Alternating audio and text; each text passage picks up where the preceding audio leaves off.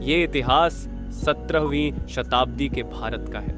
उस समय मुगल सम्राट औरंगजेब का शासन था और मुगल साम्राज्य का विस्तार तेजी से हो रहा था। हिमालय के छोटे छोटे राज्यों पर खतरा मंडरा रहा था। इन्हीं राज्यों में से एक था सिरमौर, जहां की धरती पर एक महान योद्धा का जन्म हुआ, नंत राम नेगी, जिन्हें गुलदार के नाम से भी जाना जाता है। उनके वीरता की कहानियां आज भी जौनसार बावर के गीतों और गानों में गाई जाती हैं। हालांकि इतिहास की पुस्तकों में उनका नाम नहीं मिलता। इस वीडियो में हम इसी वीर योद्धा की कहानी बताएंगे जिन्होंने मुगल आक्रमण को नाकाम किया। मुगल सेना ने सिरमौर राज्य की तरफ रुख किया, जिसका उद्देश्य हिमालय क्षेत्र पर कब्जा करना और पौंटा साहिब में अपना डेरा डालना था। सिरमौर के राजा इस आक्रमण से भयभीत थे और उन्हें समझ नहीं आ रहा था कि इस विशाल मुगल सेना का सामना कैसे किया जाए। तभी उनके दरबारियों ने नंतराम नेगी का नाम सुझाया, जो एक अद्वितीय योद्धा थे। राजा ने नंतराम नेगी को बुलावा भेजा। उन्होंने दरबार में अपनी तलवारबाजी और ताकत का प्रदर्शन किया, जिससे राजा प्रभावित हुए और उन्हें यमुना के किनारे मुगल सेना के शिविर पर आक्रमण का नेतृत्व करने का आदेश दिया।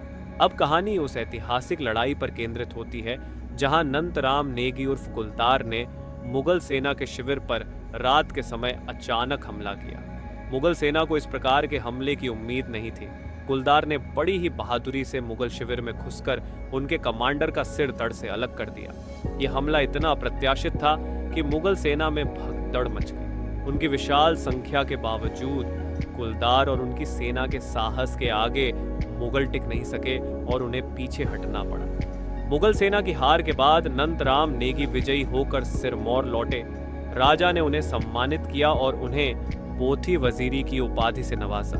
इसके बाद उन्होंने जौनसार और हिमाचल की सीमाओं की रक्षा की और मुगल सेना को फिर कभी अंदर घुसने नहीं दिया। उनकी इस वीरता का जश्न पूरे राज्य में मनाया गया।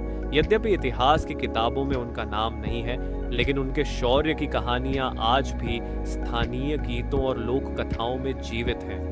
अंत में हम यह संदेश देना चाहते हैं कि नंतराम नेगी जैसे वीर योद्धाओं की कहानियों को भुलाया नहीं जाना चाहिए।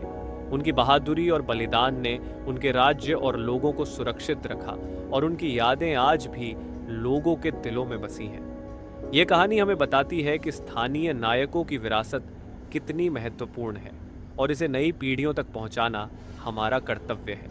मैं दर्शकों से अपील करता हूं कि वे इस कहानी को ज़्यादा से ज़्यादा लोगों तक पहुंचाएं, ताकि ऐसे अनकहे नायकों की कहानियां सदियों तक जीवित रहें।